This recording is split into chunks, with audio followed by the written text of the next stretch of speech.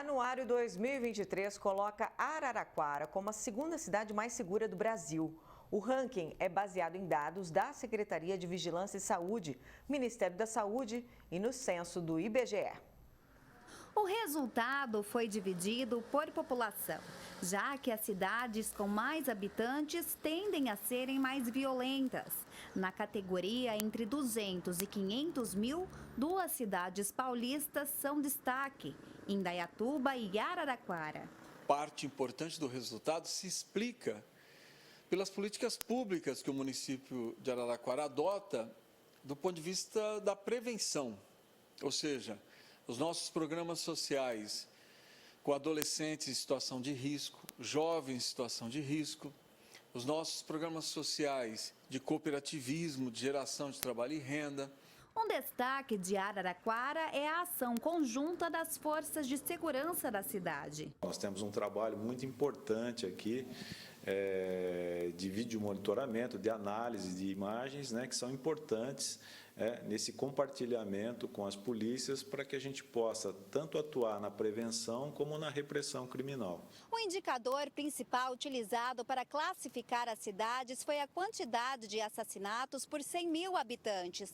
Para calcular, foram analisados os dados dos 1,5 milhões de óbitos ocorridos em 2022, consolidados no painel de monitoramento da mortalidade da SVSA. Na categoria entre 500 e 1 milhão de habitantes, encabeçam a lista Uberlândia, em Minas Gerais, e São José dos Campos, em São Paulo.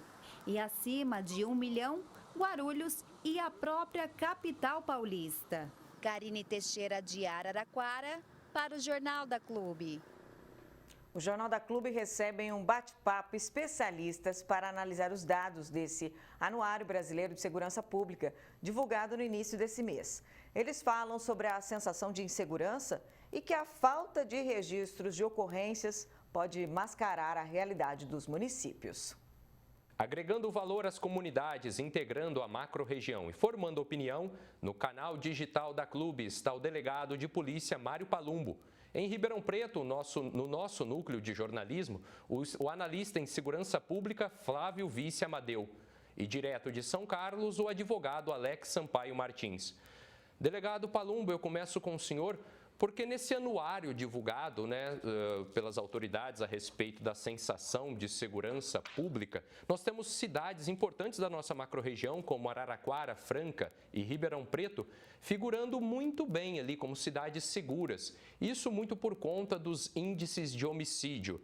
Agora eu pergunto para o senhor, que tem atuado muito aqui na nossa macro-região, inclusive em operações, são apenas números frios ou eles retratam uma realidade? Bom, prazer falar com todos vocês, amigos da Clube Band Ribeirão Preto. Eu não acredito muito em pesquisa nesses números, eu acho que os números são frios. Eu não gosto desse termo, sensação de segurança. Vamos perguntar para uma mulher ou para um homem se ela, ou ele ou ela, gostaria de ter a sensação de que não é traído. Ninguém gosta desse termo.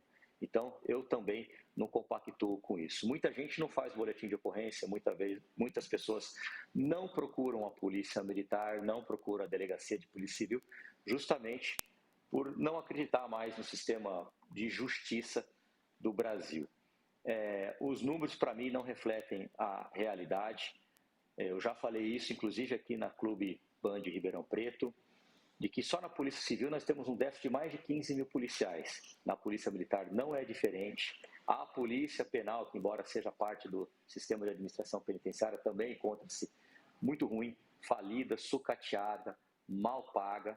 Infelizmente, nós temos poucos prefeitos que investem na sua Polícia Municipal, na Guarda Civil, para ajudar na segurança de todos. Enfim, eu não concordo muito com esses números e concordo quando as pessoas dizem que são números frios.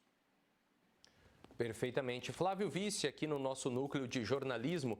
Flávio, eu ia perguntar, já estava preparado para perguntar justamente sobre isso. Essa questão de falar que Ribeirão Preto, por exemplo, é uma cidade das mais seguras do Brasil, isso é uma afronta para alguns moradores como dos Campos Elíseos, onde não se tem segurança sequer para ir a uma missa. Nós temos ali a igreja Santo Antoninho, que foi invadida 30 vezes.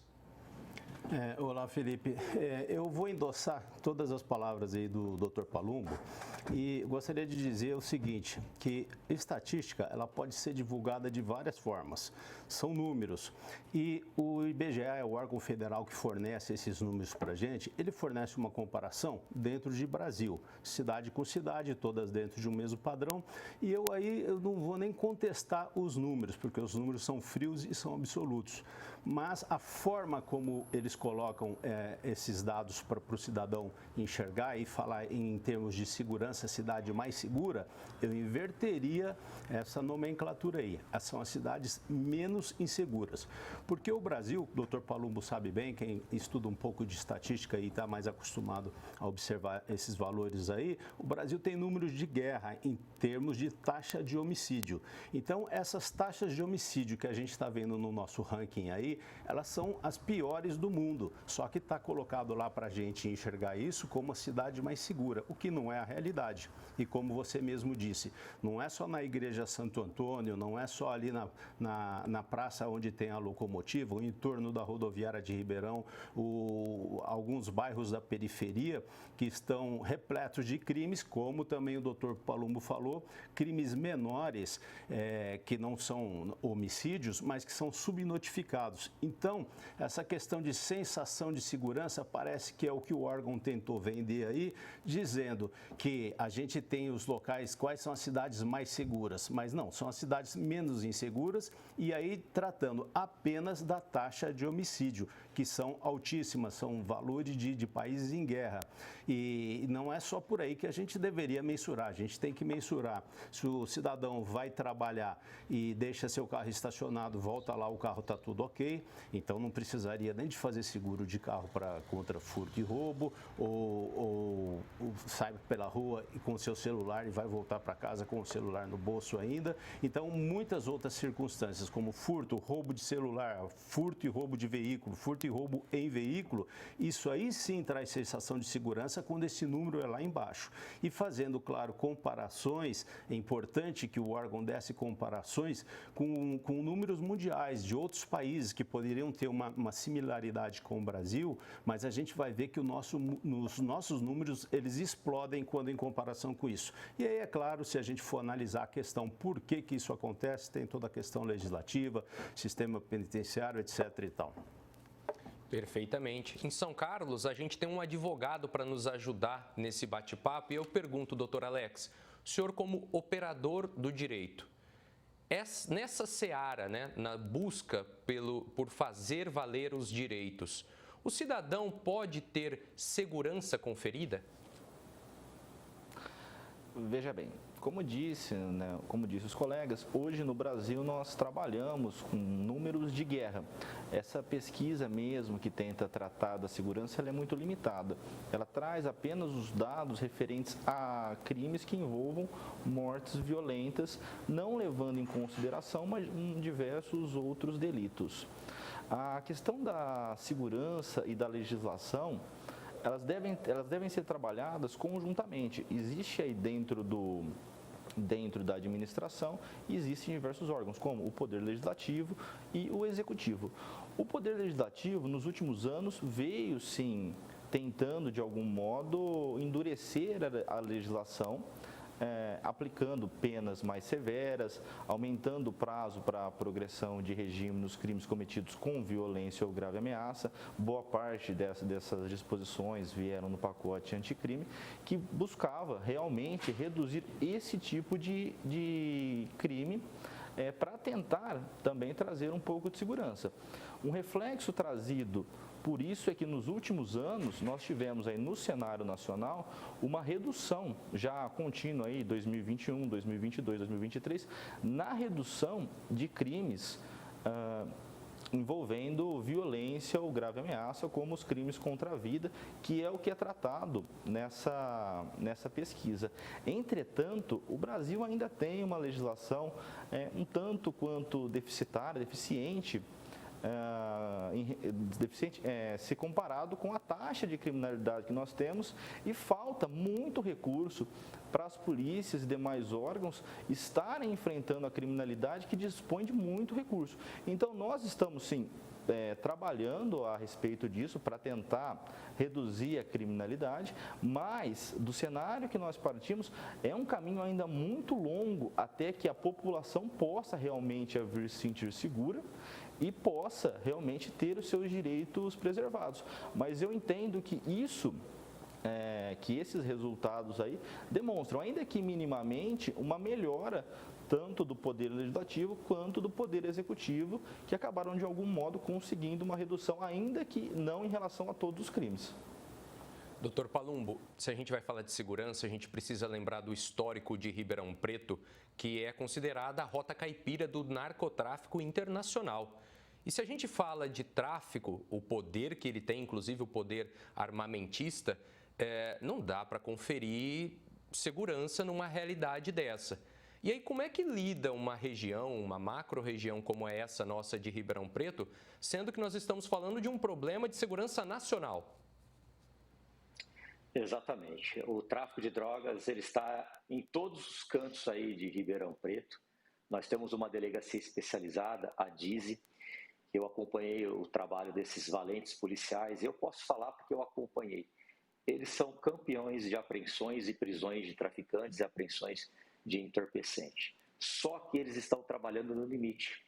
Eu fico aí na frente do plantão, né, do primeiro DP aí de Ribeirão Preto, o Central, perto daquele colégio famoso, e eu fico até abismado com o número de gente que tem para fazer o boletim de ocorrência e com a falta de policiais.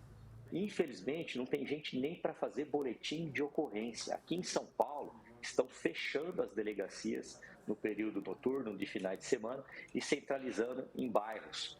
Então fica muito difícil você oferecer uma segurança de qualidade quando você não tem o principal. Quem é o principal operador das forças de segurança? O ser humano, o homem, a mulher, aquele que vai atender o público, aquele que vai fazer o boletim de ocorrência, aquele que vai diligenciar, que vai investigar. Infelizmente, as nossas polícias estão sucateadas, falidas e mal pagas.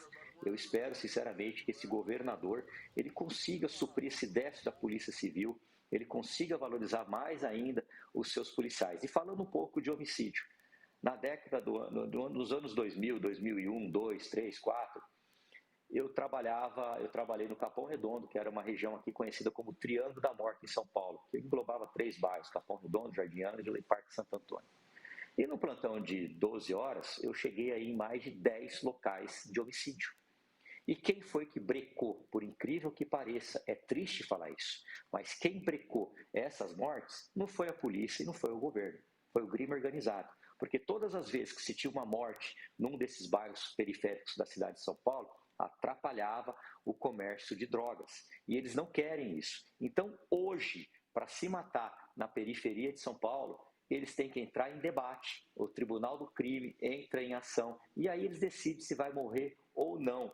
Então, quando a gente escuta o governador, outros governadores, os anteriores, falando que eles abaixaram os índices de homicídio, é mentira, não foram eles. O crime organizado entendeu que não é bom negócio ficar matando como se matava antigamente, há 15, 20 anos atrás, chamava a atenção da polícia, o tráfico de drogas era interrompido, muitas vezes tinha clamor público, eles não conseguiam vender drogas, não conseguiam dinheiro e com isso eles não alavancavam os seus negócios. Hoje o crime organizado, principalmente o primeiro comando da capital, é uma organização criminosa extremamente organizada. E às vezes, muitas das vezes, eles têm um equipamento melhor do que o da polícia quando eles cometem esses crimes do velho cangaço, ao qual eu tive alguns confrontos armados combatendo esses bandidos quando eu estive à frente da divisão de operações especiais e bandidos usando inclusive de .50 de armamentos de guerra que derrubam aeronaves, derrubam helicópteros e nós, como estávamos na divisão de operações especiais,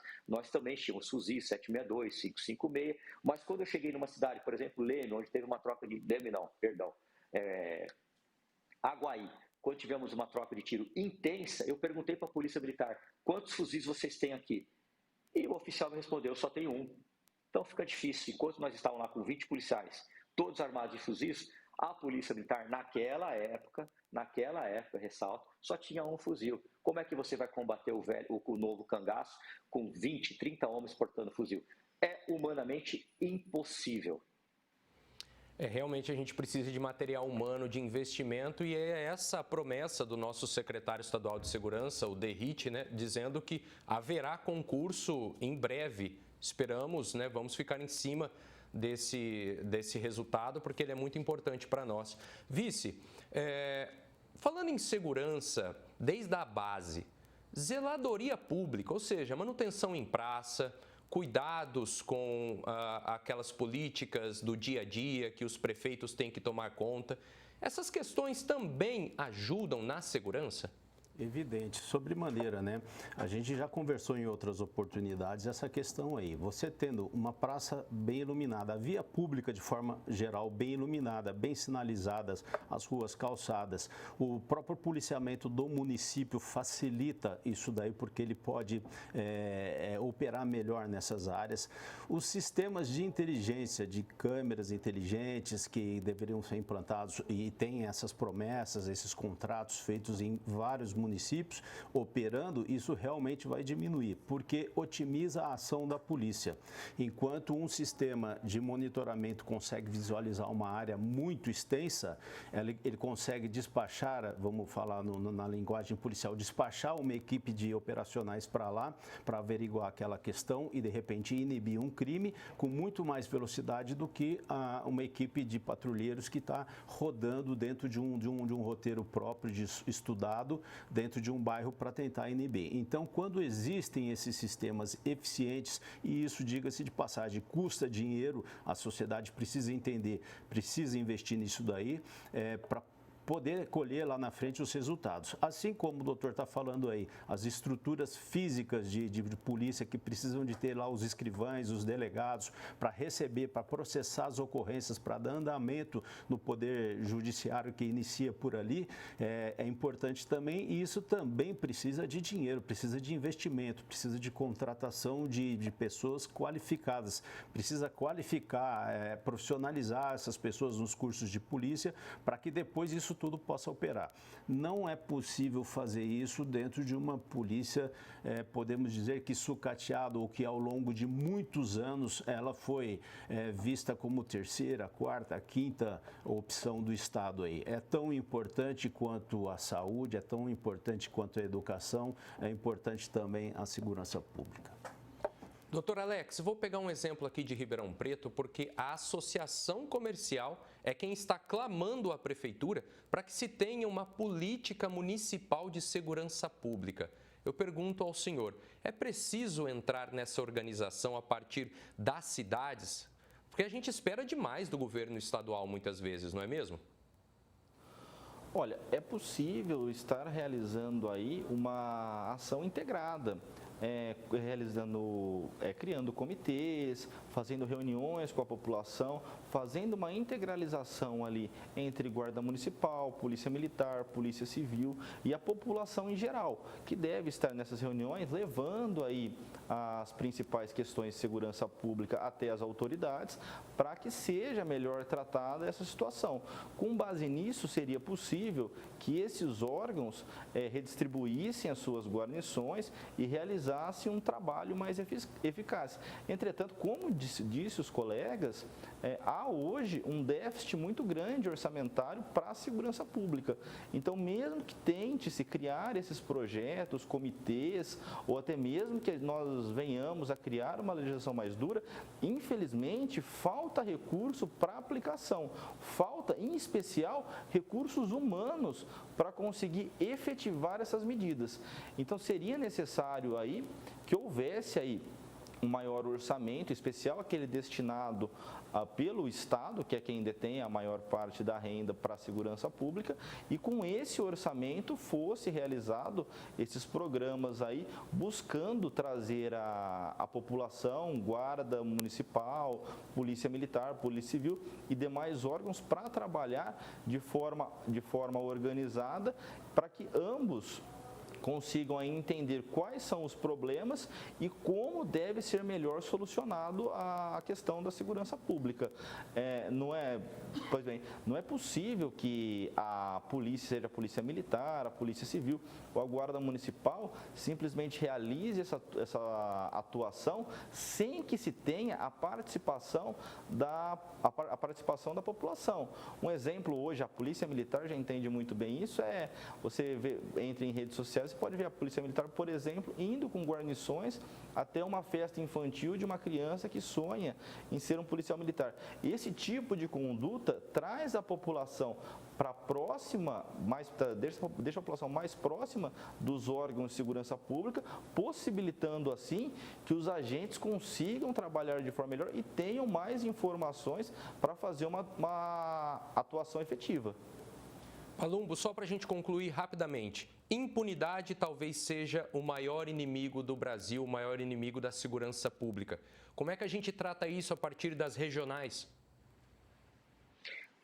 Olha, de cada 10 presos, 7 faltam a cometer o mesmo tipo de delito. Por quê? Porque eles não acreditam na aplicação da justiça e muito menos da lei. O bandido, quando chega na delegacia, ele sabe quanto tempo ele vai ficar preso, ele sabe quando ele vai sair na audiência de custódia e ele sabe que muitas vezes ele vai ter uma série de benefícios. A gente só muda isso através do Congresso Nacional, através dos nossos deputados e senadores. Só pegar um gancho rapidamente a respeito do município e do papel do município.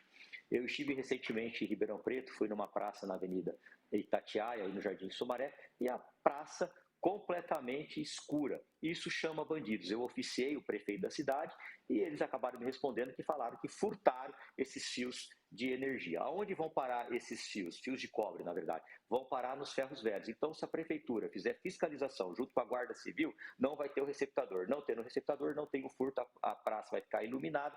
Consequentemente, teremos menos furto e menos roubos ali ao entorno. Só que isso, pelo que os moradores me falaram, mais de 6, 7 meses sem que a prefeitura resolva esse problema. Ou seja, uma rua escura, uma praça escura, chama bandido.